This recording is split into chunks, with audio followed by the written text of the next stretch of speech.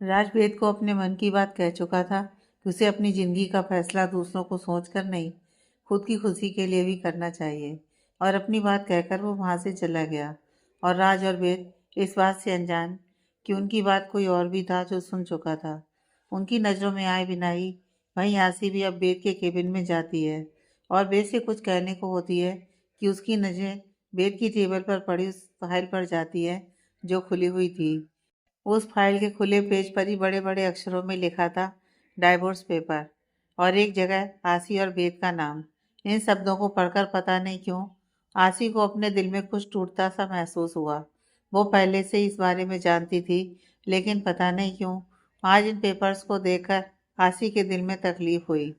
पर इन कुछ दिनों में उसके साथ जो कुछ भी हो रहा था उससे खुद को काफ़ी मजबूत बना लिया था, या यह कहें कि खुद को मजबूत बनाने का दिलासा दे रही थी।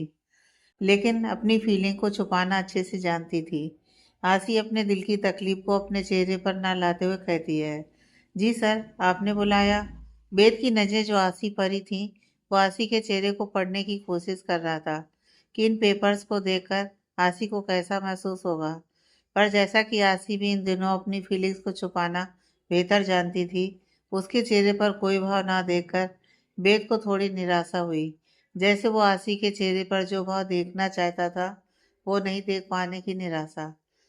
आशी को उन पेपर्स को देखकर भी इतना शांत देखकर वेद एक गहरी सांस लेकर कहता है, आशी, ये पेपर, इन पर तुम्हारे साइन चाहिए। सर। वेद की बात पूरी होने से पहले ही आशी उस लाइन को बीच में ही काटते हुए खुद से पूरी कर देती है। आशी अपनी लाइन कहते हुए वेद से कहती है, जो रिश्ता कभी जुड़कर भी जुड़ नहीं पाया हो सर, उसके लिए क्या साइन। वो तो जुड़ने के साथ ही टूट चुका था, तो ये कहें कि टूटने के लिए ही रिश्ता जुड़ा था।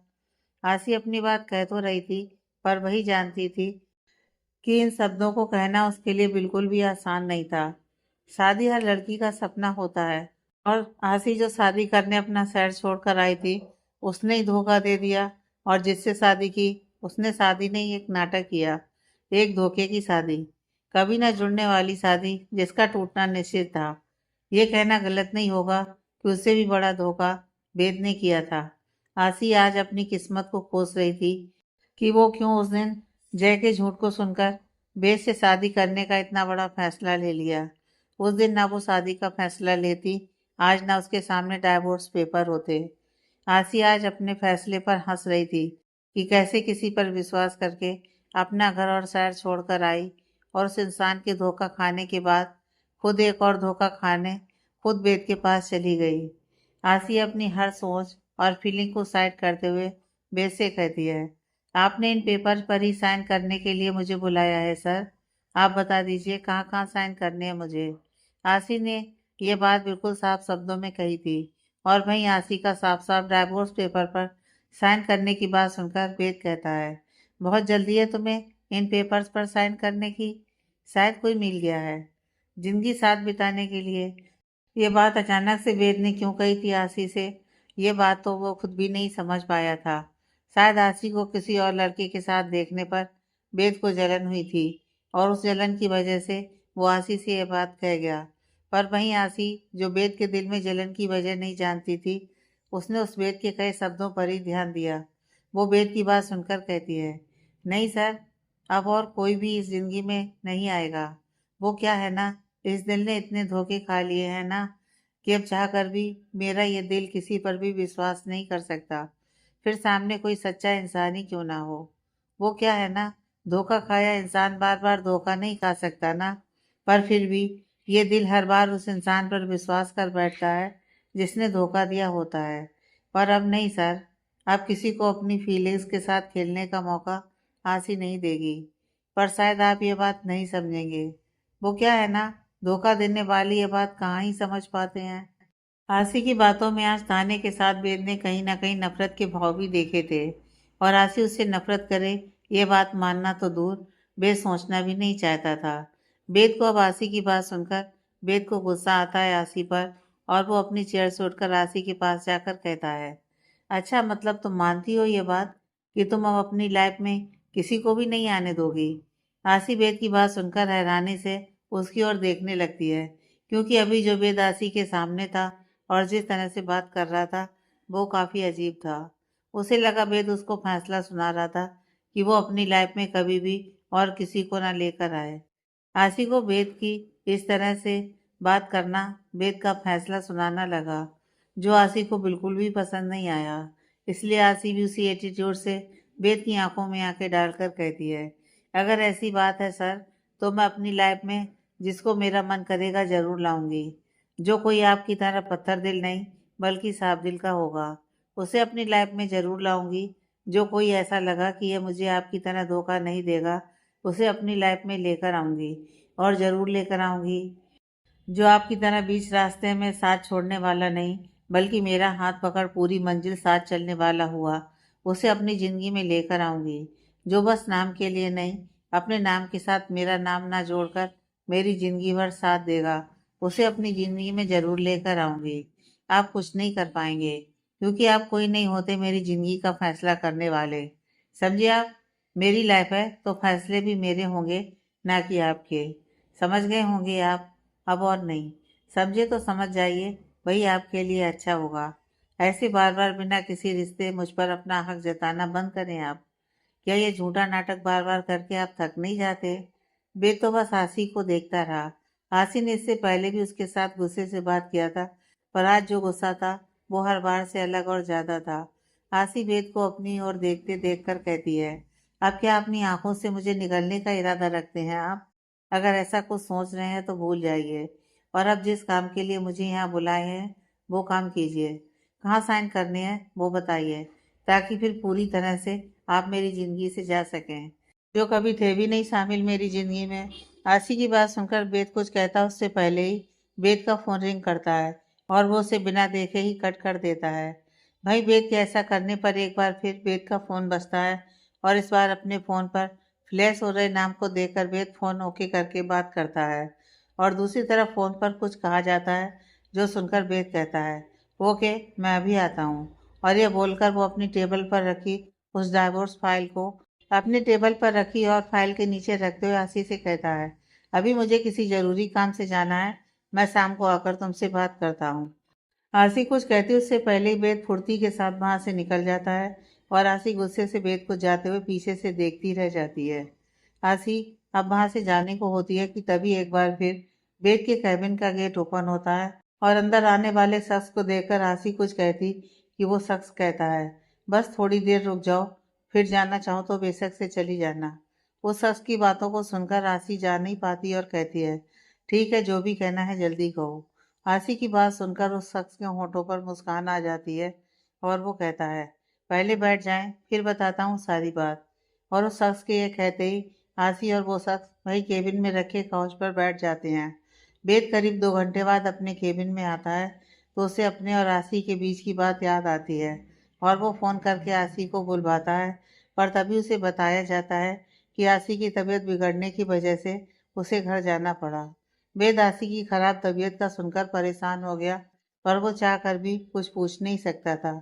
इसलिए वो ओके बोलकर फ़ोन कट करता है और अपने केबिन में परेशानी से इधर उधर टहलते हुए बोलता है, सुबह तक तो ठीक थी, फिर अचानक से क्या हो गया उसे? कहीं सुबह इतना गुस्सा में थी, उसकी वजह से बीपी तो नहीं हाई हो गया, या डाइवोर्स पेपर को देखकर उसे बुरा लगा? क्यों बेद क्यों? क्यों हर बार ना चाहते हुए भी तू उसे गुस्सा दिला देता है? बेद खुद से ही बात करते हुए अपनी चेयर पर बैठ जाता है, फिर कुछ देर बाद अपना काम करने लगता है। इधर उसे काम करते हुए शाम के 6 बज चुके थे। यह देखकर बेद खुद से कहता है, आज वो नहीं तो मन भी नहीं लग रहा, इससे अच्छा घर जाकर दादी माँ के साथ टाइम बिता लूंगा। अपने मन में यह सोच बेद टेबल पर से अपना फोन उठाकर अपने केबिन से सीधा बाहर निकल जाता है और इधर किसी की नज़रें जो कब से बेद पर ही थी, बेद को जाते हुए देख जल्दी से अपने फ़ोन से किसी को मैसेज लिखता है, गुड लक, वो ऑफिस से निकल चुके हैं और अब समय है हमारे प्लान पर काम करने का। इस मैसेज को लिखने के साथ ही वो इंसान अपने मैसेज को सेंड करता है, जिसके साथ ही तुरंत ही ब्लू टिक के साथ वो मैसेज सीन होता है और उधर से भी लिखा जाता है, परेशान मत हो, इस बार जो उस बेद बंसल ने किया है उसकी पनिशमेंट उसको ज़रूर मिलेगी और हमारा प्लान अच्छे से सक्सेस भी होगा। दोनों तरफ से बात करने के बाद दोनों तरफ के लोगों के होठों पर मुस्कुराहट थी। अब यह मुस्कुराहट वेद के लिए अच्छा साबित होने वाला था, यह बुरा, यह तो आगे ही पता चलने वाला था। इधर वेद अपनी कार से बंसल हाउस पहुंचता है और सीधा अपने कमरे में जाकर पहले फ्रेश होता है। उसके बाद अपनी दादी माँ से मिलने चला जाता है, जहाँ पलक पहले से ही दादी माँ के पैरों में मालिश कर रही थी। वेद को देखकर अपनी जगह से उठ खड़ी होती है और पलक को ऐसे जल्दीबाजी में उठते देख वेद कहता है, अरे आराम से पलक, मैं कोई भूत नहीं हूँ। अच्छा पलक, तुम थोड़ी देर बाहर जाओ या एक काम करो, मैं आज आ गया हूँ घर, तो मैं दादी माँ का ख्याल रख लूँगा। आज तुम जल्दी चली जाना। ठीक है। वेद की बात सुनकर पलक हाँ में अपना सिर हिलाती है और वहीं साइड टेबल पर रखा अपना पर्स उठाकर अपने कंधों पर टांगते हुए कहती है, अच्छा दादी माँ, मैं अब चलती हूँ, कल मिलती हूँ। बाय दादी माँ। Bye sir. पलक इतना बोल कमरे के गेट तक आती है कि उसके कानों में ढोल बजने की आवाज़ सुनाई देती है, जो इतनी तेजी थी कि सीधा कानों में अटैक कर रही थी। वेद और दादी माँ के कानों में भी जब इस ढोल की आवाज़ आती है तो दादी माँ वेद से कहती हैं, वेद, क्या यह हमारे घर में बज रहा है? कोई खास बात है क्या जो मुझे ही नहीं पता? अपनी दादी माँ की बात सुनकर वेद कहता है, आप यहीं रुकिए दादी माँ, मैं अभी जाकर देखता हूँ। और यह बोल वेद दादी माँ के कमरे के बाहर चला जाता है। इधर दादी माँ भी अपने घर में ढोल किस बात के लिए बज रहा है ये जानने की इच्छुक थी, इसलिए पलक से कहती हैं, पलक, मुझे भी बाहर जाना है। दादी माँ की बात सुनकर पलक कहती है, बाहर? पर दादी माँ, अभी तो बेद सर कहे कि आपको यहीं रहने के लिए, ऐसे में कहीं आपको बाहर लेकर गई और बेद सर नाराज हो गए तो? पलक की बात सुनकर दादी माँ कहती है, एक तो पहली बात, वेद मेरा पोता है और मैं उसकी दादी, उससे बड़ी तो मेरा फैसला ऊपर होना चाहिए। और दूसरी बात, मैं व्हील चेयर पर बैठ कर जाऊंगी तो वेद को क्या प्रॉब्लम? तो मुझे लेकर चलो बाहर, मैं भी तो देखूं मेरे घर में ढोल बजने का क्या कारण है। पलक अब क्या ही कहती, वो दादी माँ की बात नहीं टाल पाती है और उनकी बात मानते हुए उनको बाहर लेकर चली गई। इधर वेद जब अपने घर के मेन गेट के पास आया तो वहाँ देव भी हैरानी से उस ढोल को बजते हुए सुन रहा था। तभी शालिनी जी आकर उस तेज ढोल की आवाज़ को सुनकर गुस्से से कहती हैं, बंद करो ये शोर, और ये शोर का कारण क्या है? अब तक वहाँ वेद भी आ गया था और पीछे से पलक भी दादी माँ को देखकर सबकी नजरें उस ढोल पर थीं कि तभी वहाँ एक ऐसा शोर होता है जिसकी आवाज़ को सुनकर सब लोग अपने कानों को बंद कर लेते हैं और फिर जो अपने सामने देखते हैं वो देखकर सबकी नजरें एकटक सामने ही देख रही थीं और समझने की कोशिश कर रही थीं कि ये सब जो सामने हो रहा है वो सब आखिर है क्या। शालिनी जी, वेद, देव, दादी माँ और पलक एकटक दरवाजे की तरफ देख रही थी, जहाँ ढोल वाले पूरे जोश के साथ ढोल बजा रहे थे। किसी को कुछ समझ ही नहीं आ रहा था कि उनके घर के बाहर से ढोल किस खुशी में बज रहा था। शालिनी जी से अब उस ढोल का शोर बर्दाश्त नहीं होता और वो जोर से कहती हैं, बस, ये क्या तमाशा लगा रखा है? बंद करो ये तमाशा। किस खुशी में ये ढोल बजाया जा रहा है मेरे घर के बाहर? शालिनी जी की बात सुनकर दादी माँ कहती हैं, ये क्या कह रही हो शालिनी बहू? तुम्हारा घर? क्या ये घर सिर्फ तुम्हारा घर है? बोलो, हमारा घर। शालिनी बहू। अपनी सास की बात सुनकर शालिनी जी, जो इस ढोल के शोर से पहले ही गुस्से में थी, वो अपनी सास की बातों से और गुस्से में आ गईं और कहती हैं, बस करिए माँ जी, क्या आपने सोच लिया है मेरी बातों में हमेशा बोलने का? आज आप शांत रहिए। शालिनी जी की बात सुनकर दादी माँ कुछ कहती उससे पहले ही देव कहता है, बस करिए आप दोनों अपना ये सास बहू वाला नाटक। अभी सिचुएशन क्या है आप दोनों वो नहीं देख रही। आप दोनों की बातें हम फिर कभी सुन लेंगे, पर अभी नहीं। अभी जो हमारे घर के बाहर ये नया नाटक हो रहा है वो पता करने दीजिए पहले। देव की बातें सुनकर दादी माँ और शालिनी जी एक दूसरे की तरफ घूर कर देखती हैं और फिर एक दूसरे से अपना चेहरा फेर लेती हैं। देव अपनी मॉम और दादी माँ की टसन देखकर एक गहरी सांस लेकर वहाँ से गेट की तरफ बढ़ता है कि तभी वहाँ एक शादी का जोड़ा पहन अपने चेहरे को घूंघट ओढ़े गेट पर आकर खड़ी हो जाती है। एक तो पहले ही सबको हैरानी थी कि अपने घर के बाहर ढोल की आवाज़ सुनकर और अब उस ढोल के साथ गेट पर घूंघट ओढ़े दुल्हन के कपड़े पहनकर एक लड़की का खड़ा होना किसी को कुछ समझ ही नहीं आ रहा था। और तभी देव आगे बढ़कर आता है और कहता है, देखिए आप कौन है और ये शोर की वजह? देव की बात सुनकर वो घूंघट ओढ़े लड़की कहती है, अपने घर आए हैं तो कुछ शोर होना तो बनता ही है।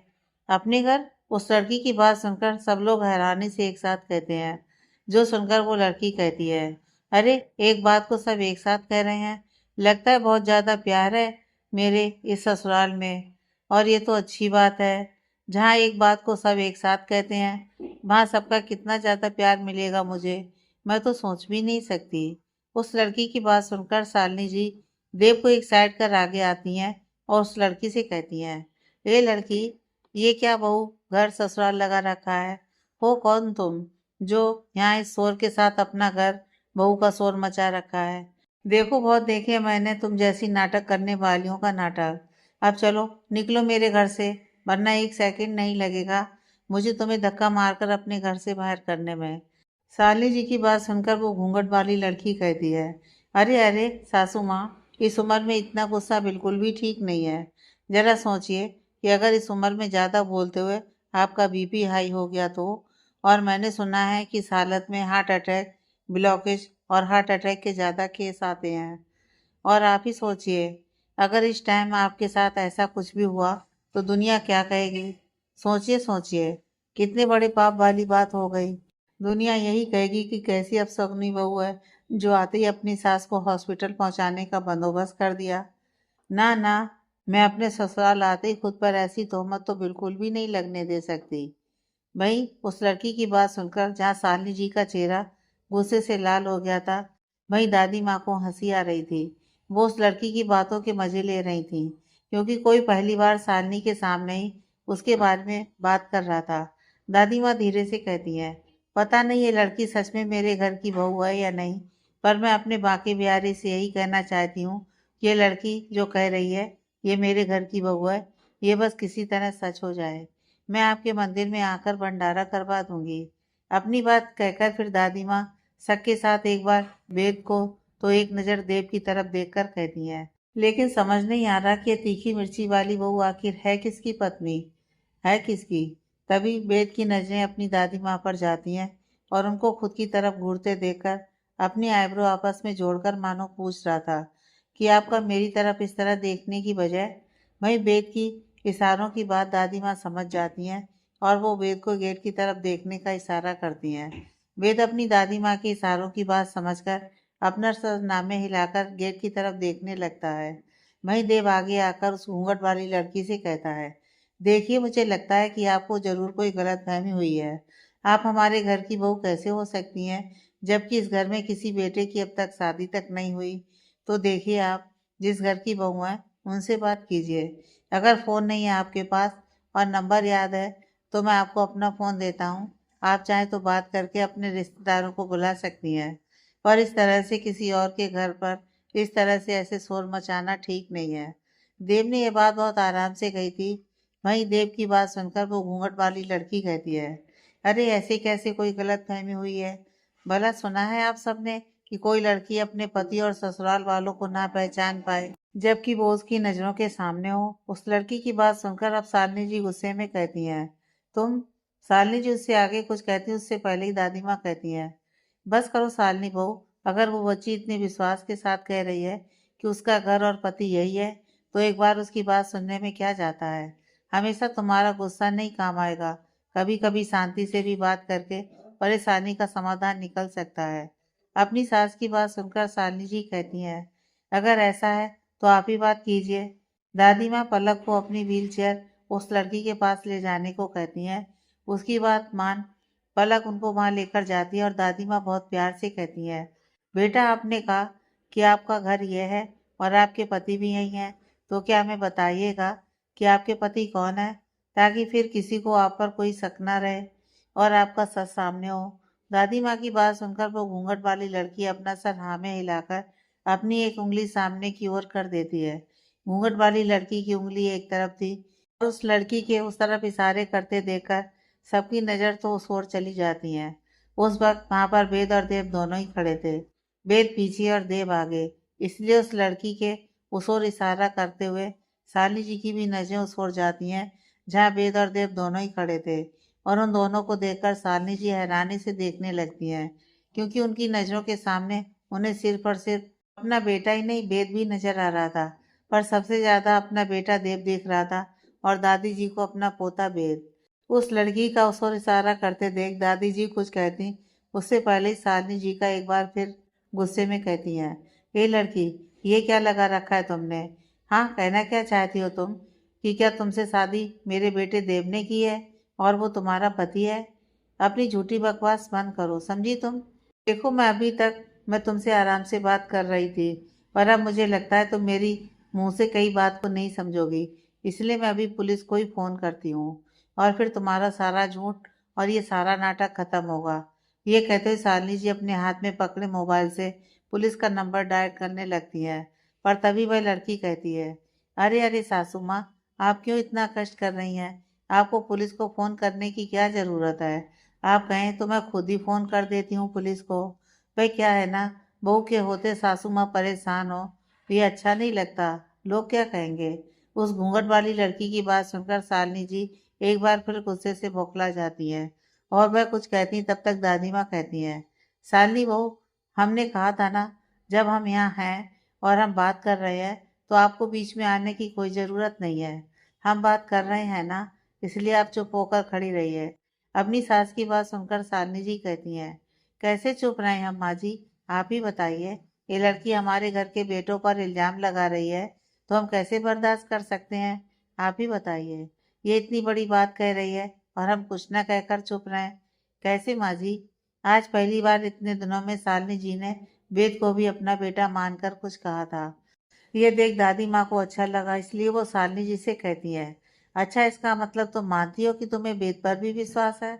अपनी सासू माँ की बात सुनकर इसका शालिनी जी आगे कुछ नहीं कह पाती, क्योंकि बात सही थी। वह कितना भी कुछ कह लें या कर लें, लेकिन उनका विश्वास था कि वेद या देव ऐसा कुछ नहीं कर सकते। क्यों, सही कहा ना? तुम भी मानती हो कि वेद भी ऐसा कुछ नहीं कर सकता?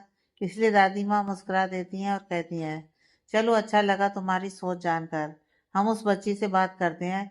और ये कहकर वो उस घूंघट वाली लड़की से कहती है, अच्छा बेटा, ये बोलकर वो उस लड़की से कहती है, बेटा, वहाँ पर जहाँ तुमने इशारा किया है ना, वहाँ पर हमारे घर के दोनों बेटे हैं, जिनमें से एक का नाम वेद है और दूसरे का नाम देव है। अब आपके इशारे को हम नहीं समझ पा रहे, तो क्या आप अपना नाम बता सकते हैं? वही वह लड़की वैसी घूंघट के नीचे से ही अपना सर हाँ में हिलाकर बंसल हाउस की घर की दहलीज को पार करती है, घर के अंदर आती है। उसने जैसे उस घर की दहलीज पार कर घर के अंदर अपने कदम रखे, पता नहीं क्यों, पर दादी माँ को बहुत अच्छा लगा। उनके होठों पर एक प्यारी सी मुस्कान खिल गई, जैसे उन्हें इस दिन का बहुत इंतजार था। वही वह लड़की अपने धीमे कदमों के साथ चलकर आती है। वेद पीछे खड़ा था और देव आगे। अब उस लड़की को देव की तरफ जाते देख शालिनी जी का गुस्सा हाई पावर के ऊपर जा रहा था और वहीं दादी माँ बस ये देखना चाहती थी कि क्या जो उनके दिमाग में चल रहा है वह सच है। कुछ सेकंड बाद वो घूंघट वाली लड़की जब देव को क्रॉस करते हुए वेद के सामने खड़ी हो जाती है। ये देखकर सब हैरान थे और तभी वो लड़की वेद का हाथ थाम लेती है। वेद को उस लड़की का स्पर्श एक जाना पहचाना एहसास दिलाने लगता है। उसे कैसा लग रहा था जैसे उसने इससे पहले भी ये छुअन महसूस किया है। भाई, वह कुछ कहने को होता है कि, पर तभी वो लड़की कहती है, यही है हमारे पति परमेश्वर और हमें इनकी इकलौती अर्धांगिनी। अर्धांगिनी? ये सब सुनते ही शालिनी जी के साथ दादी माँ और बाकी सब भी हैरान थे। दादी माँ को खुशी भी थी कि जो उनके दिमाग में चल रहा था वो सच था, पर वेद उनसे इतनी बड़ी बात छुपाएगा, उनको बिल्कुल भी उम्मीद नहीं थी। उनको समझ ही नहीं आ रहा था कि सच में उनके पोते वेद ने शादी कर ली, पर कब, और कर भी ली थी तो इतनी बड़ी बात छुपाने की जरूरत क्या थी? उनके दिमाग में इस वक्त बहुत से सवाल थे जिनके जवाब उनको वेद से चाहिए थे, क्योंकि कोई भी लड़की इस तरह से खुद को किसी और की पत्नी नहीं बता सकती। इसलिए वह उस लड़की के पास अपनी व्हीलचेयर लेकर जाने के लिए पलक को इशारा करती हैं। वहीं पलक भी उनका इशारा समझ उनकी व्हीलचेयर को खींचकर उस लड़की के पास लेकर जाती है। उसके बाद दादी माँ उस लड़की का दूसरा हाथ थामकर कहती हैं, बेटा, आपको पता है कि आप क्या कह रही हैं? क्योंकि जो आप कह रही हैं वो कोई छोटी बात नहीं है। एक लड़की के लिए बहुत बड़ी बात होती है और शादी बस एक नाम की नहीं, एक अटूट रिश्ता होता है, जो बस आज या कल का नहीं, जन्म जन्मांतर का रिश्ता होता है। और इसलिए कह रहे हैं, एक बार फिर से सोच लीजिए कि क्या आप जो कह रही हैं वह सोच समझ कर कह रही हैं ना? शालिनी जी अपनी सास की बात सुनकर कहती हैं, माँ जी, ये आप क्या कह रही हैं? ये लड़की कुछ भी कहेगी और हम सब मान लेंगे इसकी बात। अपनी बहू की बात सुनकर दादी माँ हल्की मुस्कान के साथ कहती हैं, हम जानते हैं शालिनी बहू कि आपको भी यही लगता है कि वेद कभी भी ऐसा कदम नहीं उठा सकते, और हम यह भी बहुत अच्छे से जानते हैं कि आप ये बात जानने के बावजूद कि वेद ऐसा काम नहीं कर सकता, आप सब जानते हुए भी कभी अपने मुंह से नहीं कहेंगी कि आपको वेद पर विश्वास है। और आप हमारा विश्वास कीजिए, हम जो भी फैसला लेंगे वह सही लेंगे, इस घर के हित में ही लेंगे। बस आप थोड़ी देर शांत रहें। ये कह दादी माँ उस घूंघट वाली लड़की की तरफ मुड़ती हैं और कहती हैं, क्या आप जानती हैं कि आपने जिस लड़के का हाथ थामा है वह कौन है? वह हमारे बड़े पोते हैं, और सबको भी पूरा विश्वास है कि वेद ऐसा कुछ नहीं कर सकते। खासकर शादी जैसे पवित्र रिश्ता का कभी मजाक नहीं उड़ाएंगे वह। अपनी दादी माँ की बात सुनकर वेद को आसी के साथ अपनी कोर्ट मैरिज वाली बात याद आ गई, और वह ये जानकर कुछ नहीं कहा। दादी माँ ने जैसे ही घूंघट वाली लड़की के मुंह से यह सुना कि बेदी उसका पति है, यह सुनकर वहां सिर्फ दादी माँ नहीं बल्कि सबके मुंह खुले के खुले रह गए। बेद ने शादी कर ली किसी से, इस बात पर विश्वास करना किसी के लिए भी बहुत मुश्किल था। बेद भी उस लड़की के मुंह से यह जानकर कि घूंघट वाली लड़की उसे अपना पति बता रही है, यह जानकर बेद खुद हैरान था। हाँ, उसने बेशक से शादी की थी, और उसने शादी आसी से की थी। फिर ये लड़की कौन है जो उसे अपना पति बता रही है? वेद कहता है, बस करो, तुम हो कौन? और मैं नहीं जानता तुम्हें, और तुम मेरे साथ अपना रिश्ता जोड़ रही हो। वेद की बात सुनकर दादी माँ भी उस लड़की की तरफ सवाल भरी नजरों के साथ देखने लगती हैं। तभी देव आकर कहता है, अब दो मेरे भाई के सवालों का जवाब। वाइफ हो ना तुम, तो बताओ कि मेरे भाई ने तुमसे शादी की कब, और क्यों तुम अपना चेहरा इस 4 फीट के घूंघट में छुपाए हो? बोलो, अगर तुम सही हो तो तुम अपना चेहरा क्यों नहीं दिखा रही हो?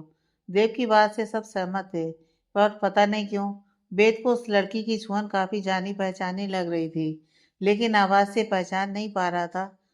अब तो उसे भी उस घूंघट वाली का चेहरा देखना था कि आखिर यह है कौन जो इतने यकीन के साथ उसे अपना पति बता रही है। वही सबकी नजर उस घूंघट वाली पर ही थी। उस घूंघट की ओर से वो लड़की सबकी नजरों को खुद पर महसूस कर पा रही थी, इसलिए कहती है, ठीक है, आप सबको मेरा चेहरा देखना चाहते हैं ना? ठीक है।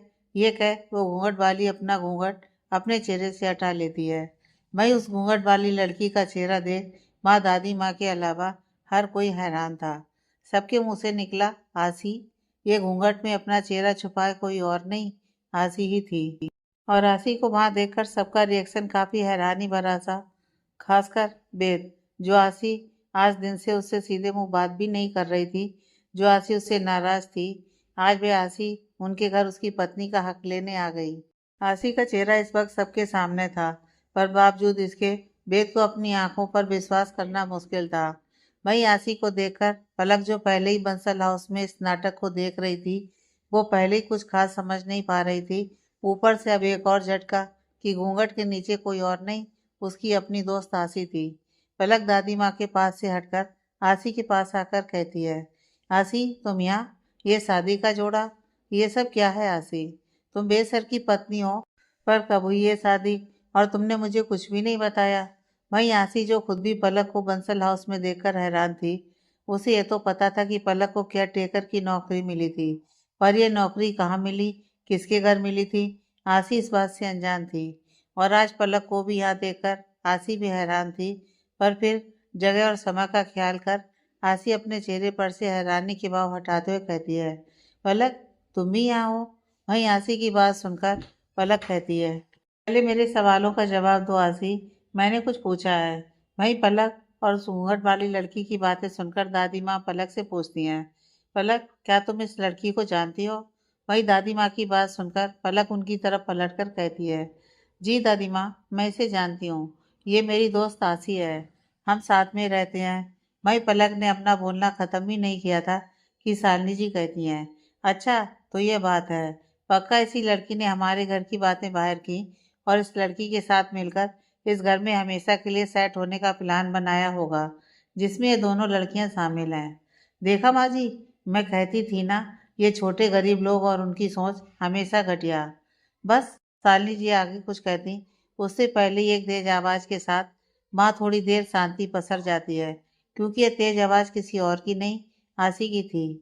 और आसी की आवाज सुनकर कुछ पल सब शांत हो गए।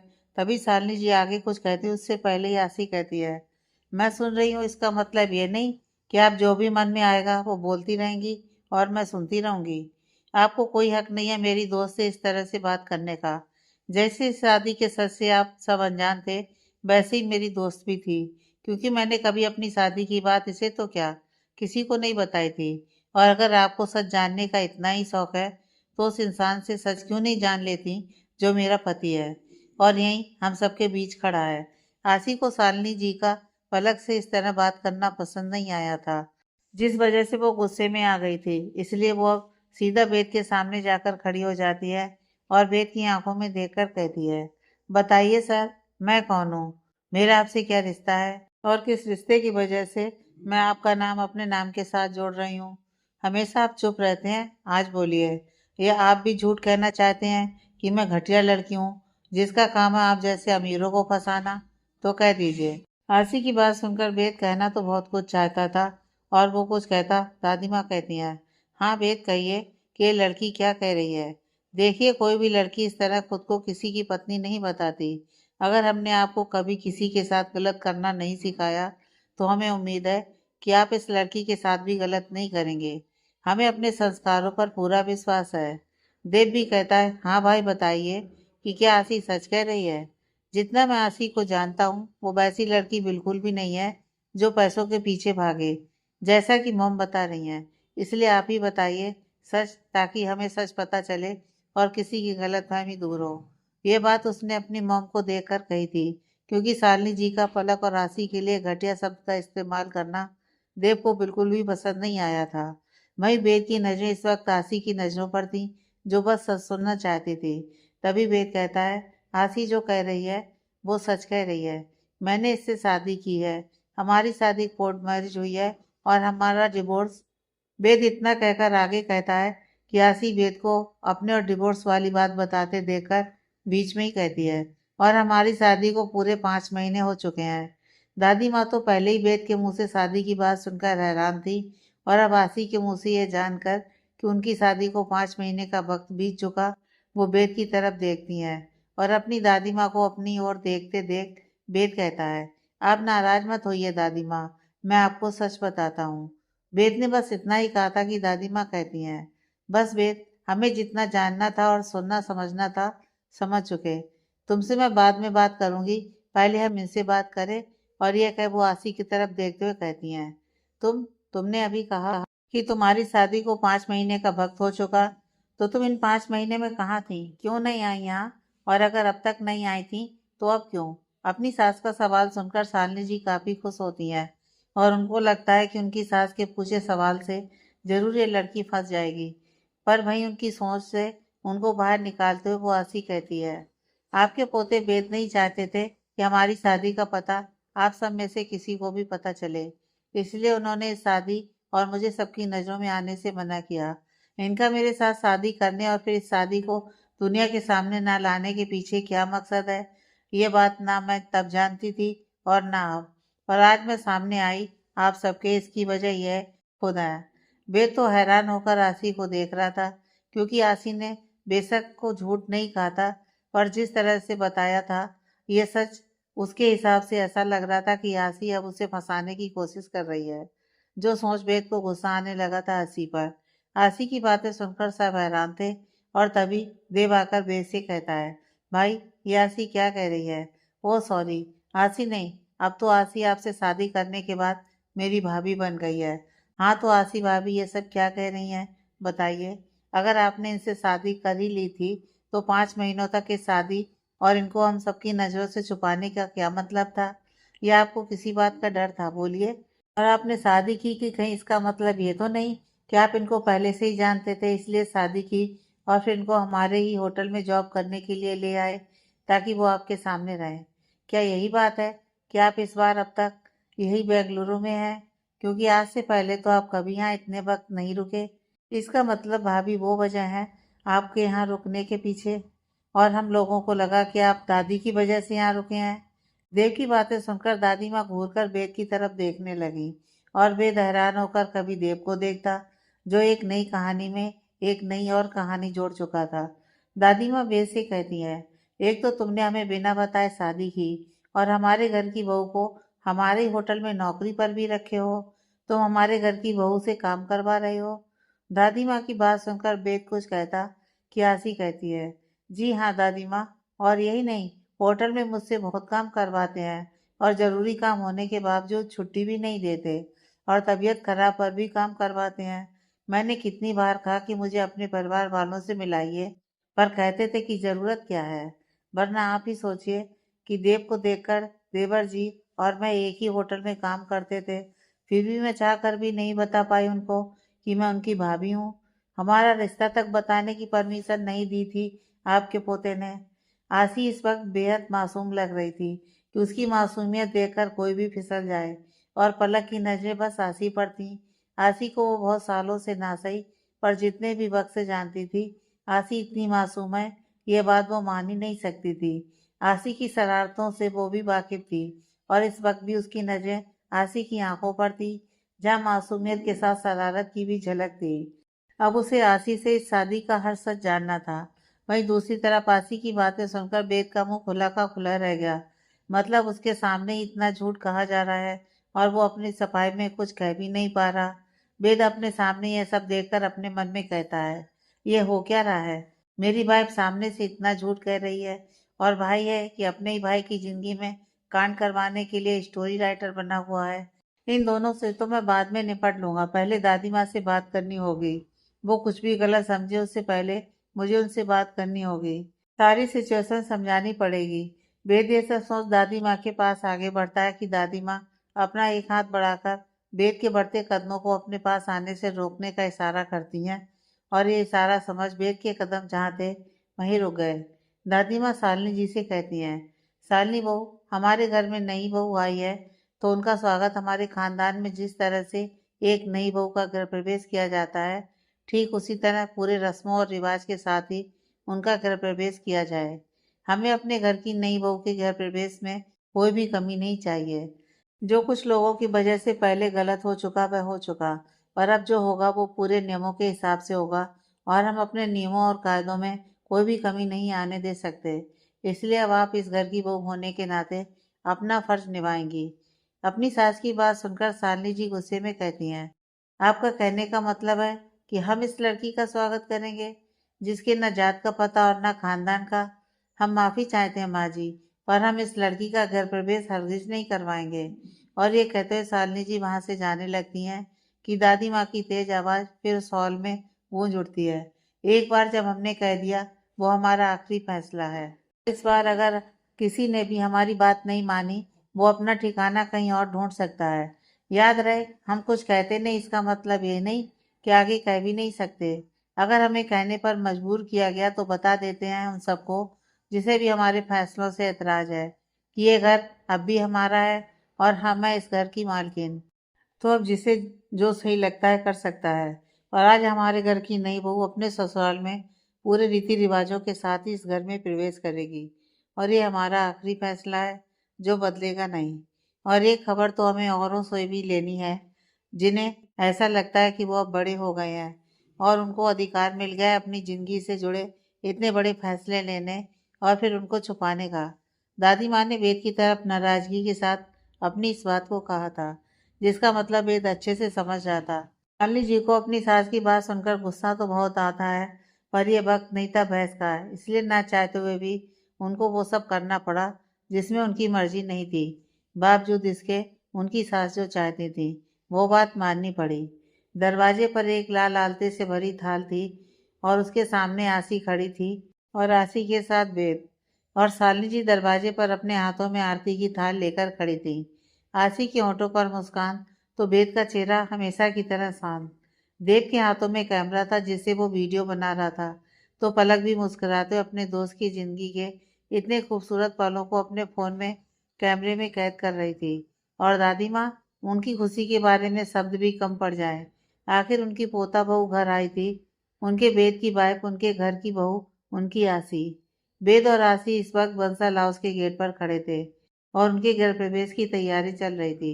आसी के होंठों पर इस वक्त एक मुस्कान थी जिसके पीछे की वजह सिर्फ वही जानती थी, और वही वेद हमेशा की तरह अपने भावहीन चेहरे के साथ वहां पर आसी के साथ खड़ा था। बेद के ठीक सामने उसकी दादी माँ थी, जिनके होठों पर आसी को देखकर एक प्यारी सी मुस्कान थी, जो अपनी बहू को देखकर थी, लेकिन वही आंखों में नाराजगी, अपने पोते के लिए नाराजगी थी। और ये बात बेद उनकी आंखों में अच्छे से देख पा रहा था। बेद को बिल्कुल भी अच्छा नहीं लग रहा था कि उसकी अपनी दादी माँ उससे नाराज हो, चाहे वजह जो भी हो, पर वो कभी उनको नाराज करना तो दूर की बात, नाराज करने के बारे में सोच भी नहीं सकता था। पर जो सोच नहीं सकता था वो जाने अनजाने हो ही गया। हाँ, वो ये बात मानता था कि उसकी गलती थी। उसे इस बात का भी एहसास था कि उसने आसी के साथ गलत किया था। उसे ऐसा नहीं करना चाहिए था। पर आज जिस तरह से आसी अचानक से उसके घर में आई और जिस तरह से सबके सामने अपनी शादी का सच बताया, ये देखकर बेद हैरान भी था और आसी से नाराज भी। आसी ने शादी के सच को सबके सामने जाहिर करने में काफी कुछ सच कहा था और काफी कुछ झूठ भी जोड़ा था। कह सकते हैं सच और झूठ का मिला जुला एक मिक्सर सबके सामने पेश किया था आसी ने।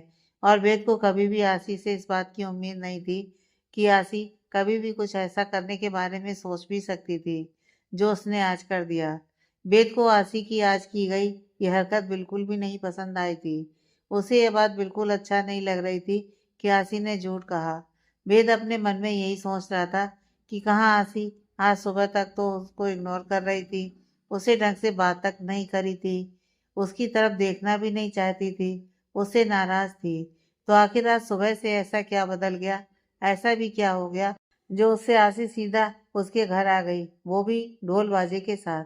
इस तरह से इतना तमाशा करके क्यों? आज अगर इस शादी की सच्चाई जिस तरह से उसकी दादी माँ के सामने आई और वो जानकर अगर उसकी दादी माँ को कुछ भी हो गया होता, तो वेद कभी अपने आप को माफ नहीं कर पाता। इसलिए वेद को आसी पर जितनी नाराजगी थी, उससे ज्यादा उसकी बेवकूफ़ी पर गुस्सा भी आ रहा था। वह इस वक्त आसी पर थोड़ा गुस्सा भी था, जिसे वह किसी तरह कंट्रोल कर रहा था। वहीं पलक कुछ दूरी पर खड़ी होकर अपनी दोस्त आसी की तरफ ही देख रही थी।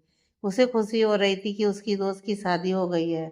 हाँ, वह भी ये सच जानना चाहती थी कि उसने शादी की थी तो किसी को ये सच बताया क्यों नहीं, क्योंकि मुंबई में वह सबसे पहली बार आसी से मिली थी, लेकिन उसको बहुत ज़्यादा कुछ आसी के बारे में नहीं जानती थी।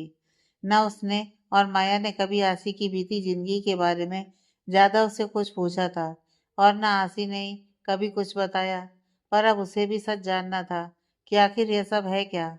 वही शालिनी जी के चेहरे पर इस वक्त गुस्सा था। वह गुस्से के साथ आसी के गृह प्रवेश की तैयारी करने के बाद आसी को गुस्से से देख रही थी। आसी और बेद की आरती उतारते हुए वो बस यही सोच रही थी कि आज एक दो कौड़ी की लड़की के लिए मेरी अपनी सास ने मुझे सुनाया। वो अपने मन में कहती है, पहले क्या इसका ये पति कम था, जो अब ये लड़की भी आ गई है जिसकी जबान कैंची की तरह चलती है। मैं इन दोनों से बदला जरूर लूंगी। बहुत अकड़ है ना इस लड़की को खुद पर, तो इसकी सारी अकड़ निकाल ना दी तो मेरा नाम भी शालिनी बंसल नहीं। इन दोनों को मुझे मजा अब चखाना ही पड़ेगा। आखिर इस लड़की को भी तो पता चलना चाहिए ना कि इसने किससे पंगा लिया है। शालिनी जी अपने मन में आसी के खिलाफ बोलते हुए मन ही मन अपनी भड़ास निकालते हुए आसी और वेद की आरती उतारती हैं। फिर दादी माँ कहती हैं, आसी बहू, अब जो ये तुमने अपने सामने लाल आलते से भरी थाल देख रही हो ना, उसमें अपने शुभ कदमों को इस आलते भरी परात में रखो और अपने शुभ कदमों को हमारे घर के अंदर लेकर आओ। जानती हो, ये भी एक खास रस्म होती है जो नई बहू के घर आने पर ही की जाती है। कहते हैं बहू के शुभ कदम इस आलते से भरे थाले में रखने के बाद घर में इनके छाप दिलवाने पर घर में न बस लक्ष्मी का वास होता है, बल्कि उस घर में बरकत और खुशियां आती हैं। हम भी यही आशा करते हैं कि तुम्हारे शुभ कदम तुम्हारे साथ हमारे घर में ढेर सारी खुशियां और अपनापन लेकर आए। दादी माँ की बात सुनकर आसी एक बार फिर मुस्कुराकर अपना सर हमें हिला के अपना एक पैर आगे करती है और उस लाल आलते से भरे थाल में रखती है। उसके बाद अपने सुंदर पैरों के लाल छाप उस घर में देते हुए आगे बढ़ती है। वेद की नजरें भी एक बार को आसी के आलते से भरे पैरों के उस लाल निशान पर पड़ती हैं। पता नहीं क्यों उसका जो दिल आसी पर नाराजगी जता रहा था, आसी ने आज जो कुछ भी किया, जिस तरह से आज ये ड्रामा किया, उसे पसंद नहीं आया था। पर आसी के उसके घर में आना, उसको अपने साथ देखना, जो इस बात की पहचान थी कि आसी अब उसके घर में आ चुकी है, उसके साथ का एहसास, ये देख बेद के दिल को एक ठंडक सा महसूस हुआ। जो हर समय उसके दिल में बेचैनी रहती थी, उसके उस दिल में कुछ सुकून था। अंदर जाकर दादी माँ आसी से कहती है, अब अपने सब बड़ों का पैर छूने और आशीर्वाद लेने का कहती हैं। जो सुनकर आसी सबसे पहले उनके ही पैर छूने को होती है कि दादी माँ कहती हैं, नहीं आसी बहू, इस घर में सबसे बड़ी मैं जरूर हूँ, पर मुझसे भी बड़े कोई हैं जिनका हक है कि तुम उनका पहला आशीर्वाद लो। आसी असमंजस के साथ दादी माँ को देखने लगती है तो दादी माँ हंसकर कहती हैं, इस घर में वेद के दादाजी हम सबसे बड़े थे। हालांकि वह अब हमारे बीच नहीं है, पर फिर भी उनकी अहमियत, उनकी यादें इस दिल में, इस घर में हर जगह मौजूद है। इसलिए मैं चाहती हूँ कि उनका आशीर्वाद तुम सबसे पहले लो, ताकि हम तुम्हें दिल से आशीर्वाद दें। उनके आशीर्वाद से तुम्हारी जिंदगी में बस खुशियाँ हों। आसी दादी माँ की बात सुनती है और दादाजी की तस्वीर देखकर उनके सामने अपने दोनों हाथों को जोड़कर खड़ी हो जाती है। वही वेद अभी भी वैसे ही खड़ा था, जो देखकर दादी माँ कहती हैं, शादी अपनी मर्जी से कर ली, इसका मतलब ये नहीं कि बाकी सब में भी मर्जी चलेगी। ये हमारा घर है और यहाँ मर्जी हमेशा हमारी चलती आई है, और जब तक हम जिंदा हैं हमारी मर्जी चलेगी। दादी माँ की बातों में छुपे तानों को वेद अच्छे से समझ रहा था, और वो भी आसी के बगल में खड़ा होकर आशीर्वाद लेता है। उसके बाद दादी माँ पलक से कहती हैं, पलक बेटा, मेरे व्हील चेयर वहाँ साइड रूम की तरफ ले चलो।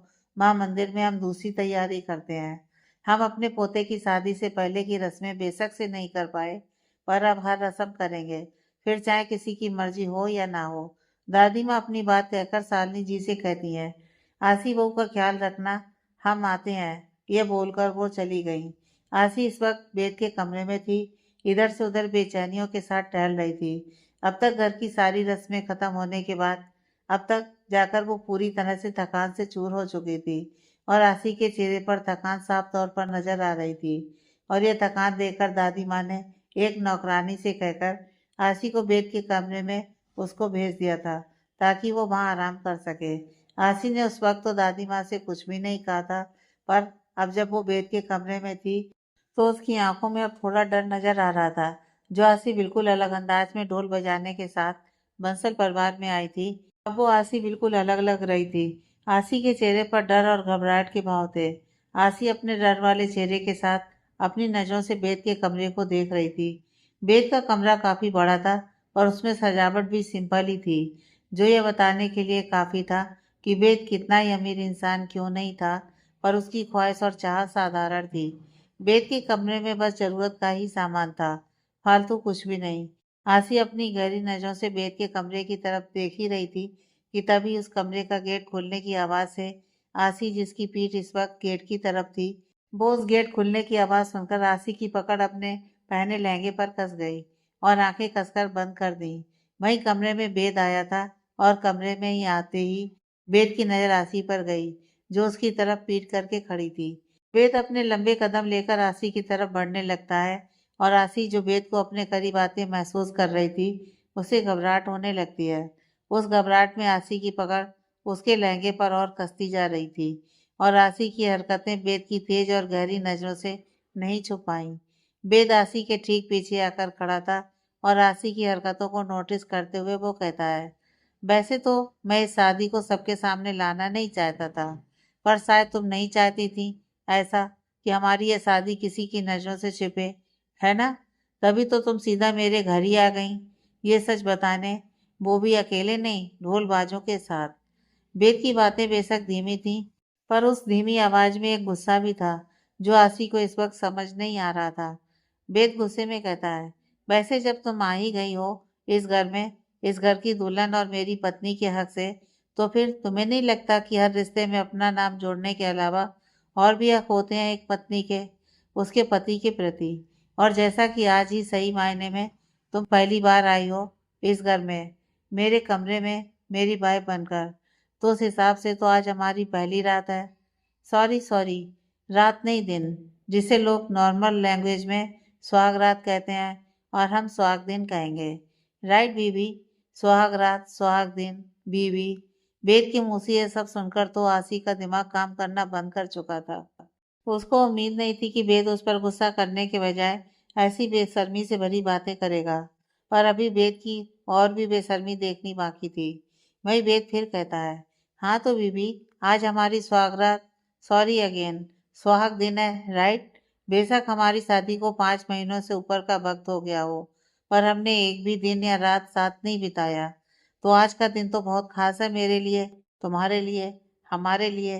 दुनिया मानती होगी सुहागरात, पर तुम और मैं मिलकर सुहाग दिन भी मनाएंगे, और उसके बाद रात को सुहागरात भी।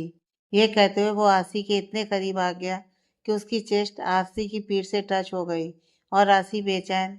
वेद अपनी बात कहते हुए आसी के बिल्कुल ही करीब आकर उसके कंधों पर अपना चेहरा रख देता है।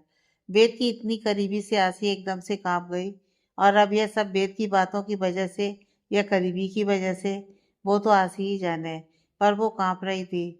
और आसी का कांपना वेद भी महसूस कर चुका था, इसलिए वो समझ जाता है कि आसी उसकी बातों से डर रही है। वेद भी नहीं चाहता था कि आसी कभी उससे डरे, पर आज जो आसी ने किया था उस वजह से वेद को आसी पर गुस्सा था, और वो बस अपने गुस्से का एक झलक आसी को दिखा रहा था, पर अलग तरीके से। और वेद का ये तरीका आसी पर काम भी कर रहा था, और अपनी कई बातों पर आसी को इफेक्ट होते देख वेद को तसल्ली होती है। आसी का उससे डरना महसूस कर वेद अपनी बातों को कंटिन्यू करते हुए वेद अपना बोलना जारी रखता है, और आसी से कहता है, हम अपनी सौगात को बातों में तो जाया कर नहीं सकते है ना। पहले ही 5 महीनों का वक्त मेरी वजह से खराब हो चुका है, और अब ये कुछ मिनट भी। मैं जानता हूँ कि तुमने कितनी हिम्मत जुटाई होगी अपना हक पाने के लिए, इस घर में आने के लिए। तो अब जो हक इतने महीनों में तुम्हें मैंने नहीं दिया, वो हक आज तुम्हें मैं दूंगा। आज हम सही मायने में तुम्हें तुम्हारा हक देकर तुम्हें पूरी तरह से अपनाना चाहता हूँ, ताकि आज की रात बीतने के बाद कल की सुबह तुम्हें मुझसे तुम्हारा हक तुम्हें न देने के लिए कोई शिकायत ना हो। आओ आसी, आज हम एक हो जाते हैं, तन से भी और मन से भी। वेद अपनी बात बोलकर आसी की चूनर को अपने हाथों में कसकर पकड़ लेता है, और वेद की यह हरकत से आसी, जो अब तक वेद की बातों से ही डर रही थी, वो इस हरकत से और भी डर गई। और वो कुछ समझती तब तक वेद अपने हाथ से आसी के सर से चूनर हटा देता है, और आहिस्ते आहिस्ते से अपने हाथ को आसी की कमर से होते हुए आसी की चुनर के अंदर से उसके खुले पेट पर रख देता है। वेद की इस हरकत से आसी की आंखें हैरानी से बड़ी हो गईं, और शरीर में अजीब सी बेचैनी। वही वेद जो इतना कुछ आसी से कह रहा था, आसी को छूते ही उसके भी मन में अलग से एहसास जागने लगे, और उसकी भी आसी जैसी हालत लगने लगी। थोड़ी बेचैनी, थोड़ा सुकून, पर दिमाग में गुस्सा और दिल में चाहत। अब जीत किसकी होगी, दिल या दिमाग? ये तो अगले पार्ट में पता चलेगा। आगे की कहानी नेक्स्ट पार्ट में।